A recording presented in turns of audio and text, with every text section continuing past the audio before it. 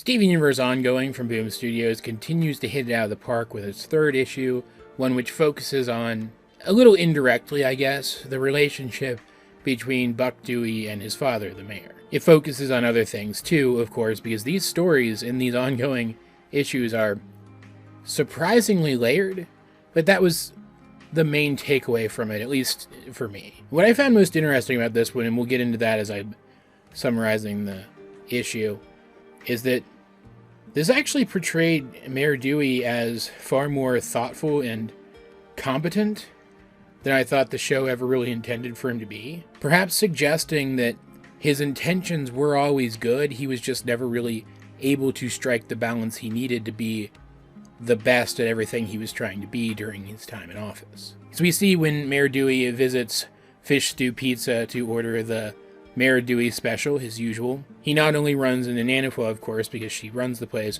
but also his son.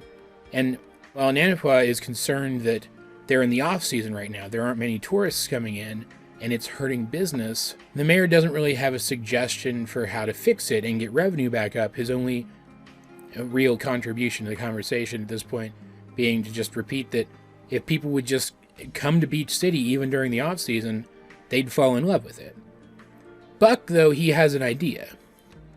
Food trucks. And it's clear that he's just being Buck. He's just trying to make a statement with one thing or another. In fact, he's sitting there cutting all of the bees out of a map of the town for some reason.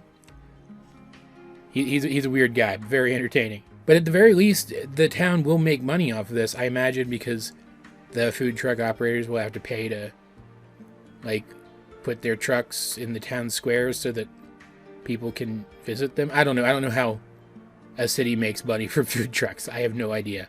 But the city does make money from the food trucks because the food trucks turn out to be really popular. The problem is the food trucks, a Fish Stew Pizza, Fish Stew Pizza sends a truck. It's just Steven in the Mr. Universe fan. But all these food trucks are from new, not restaurants, but new eating experiences, right? There's ones with fries, but they're not the Frymans. And even though there is technically a Fish Stew Pizza truck there, nobody wants to try it because even though they're pulling in people from out of town, these are people who have been here before and they've had Fish Stew Pizza. They want something new. Steven only ends up selling one pizza the entire day to his own dad after he explains the problem. And it's funny because he even has to run all the way back to the restaurant to get it. It's very cute how far Steven goes to try to help out. So it doesn't end up helping the restaurants boost their revenue. And you can see the mayor isn't sure what to do. He says he'll reinvest the money, but how is he going to reinvest the money? He's facing pressure from all sides. And then Buck, who you could tell he was kind of trying to connect with Buck by taking Buck's suggestion, Buck comes back with food airplanes. Because he just wants to go bigger and bigger and more ridiculous. He's not actually thinking about what's best for the town. So now the mayor has to come up with something himself, and his idea is instead of going bigger, it's to go smaller. He takes the money that the city made off of the food trucks and reinvests it by planning a community picnic where the city buys food from all the local restaurants and makes it available for free to anybody who shows up. It's such a good idea.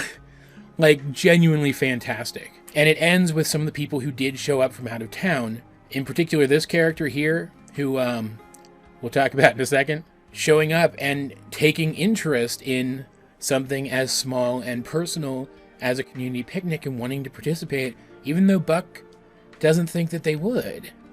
And so the lesson ends up being that sometimes the best thing you could do, the biggest thing you could do, is actually to go small, to go personal. And that shines through really well when the mayor hugs his son. And you can see that even though they're very different people, there is still something there between them. They're still a family.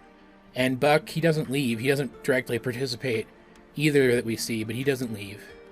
So, on some level, he is satisfied by what happened, just as his father is. And it was so cool to see the mayor acting like a frickin' adult and actually coming up with a balance between the two aspects of his life, father and politician. I liked him here. I don't really like Mayor Dewey much, Like, as a person, I like him as a character, fine. I don't really like him much as a person in the context of the show, but here I genuinely liked the guy.